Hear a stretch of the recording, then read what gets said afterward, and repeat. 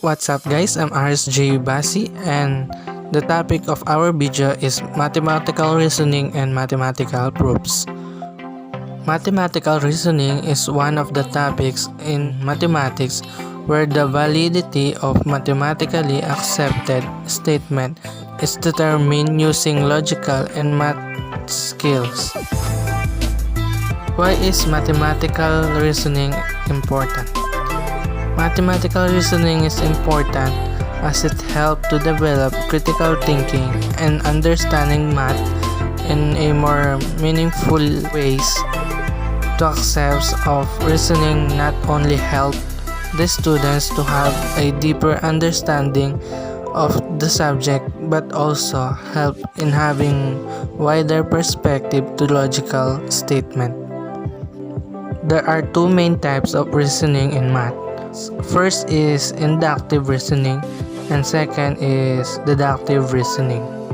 The inductive methods of mathematical reasoning is validity of statement is checked by a certain set of rules and then it is generalized.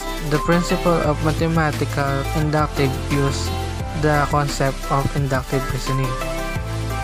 Example of inductive reasoning.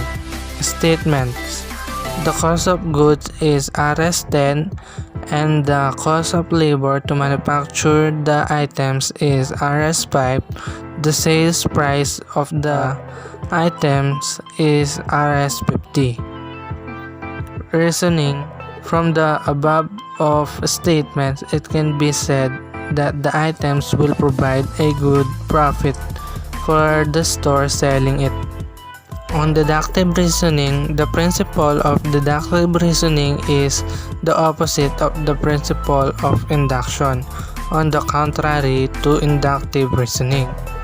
In deductive reasoning, we apply the rules of the general case to a given statement and make it true for particular statements.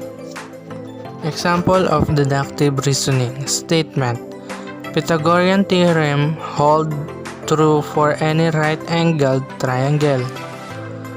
Reasoning: if triangle XYZ is a right triangle, it will follow Pythagorean theorem.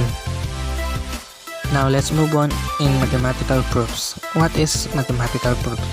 Mathematical proofs is an inferential argument for a mathematical statement showing that the stated assumption logically guarantee the conclusion. There are four basic proofs techniques used in mathematics. First, direct proofs. What is direct proofs?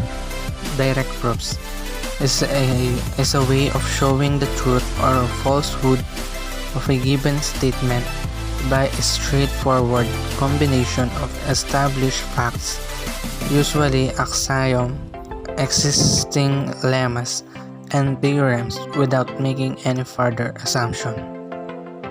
This is the example of direct proofs.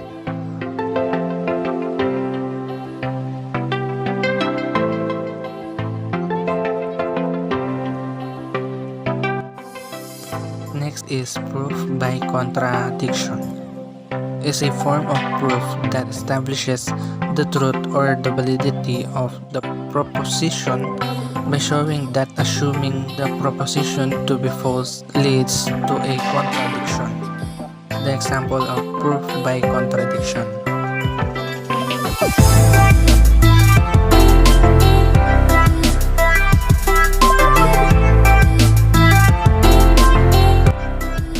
Next is proof by induction.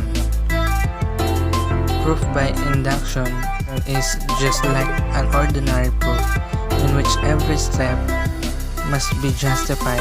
However, it employs a net trick which allows you to prove a statement of arbitrary number, and by first proving it is true when n is 1 and then assuming it is true for n equals k and showing it is true for n equals k plus 1. The example of proof by induction.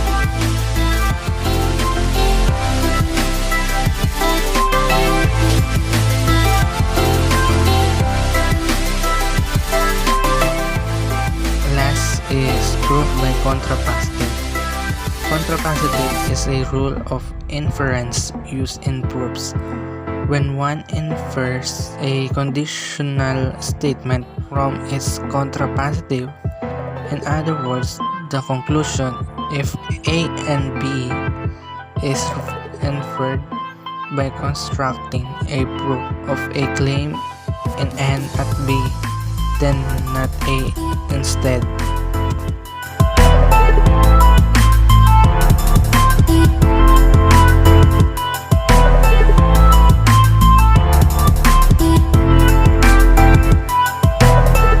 At dito na natatapos ang ating lesson. Naway marami kayong natutunan dito sa ating video. Thanks for watching.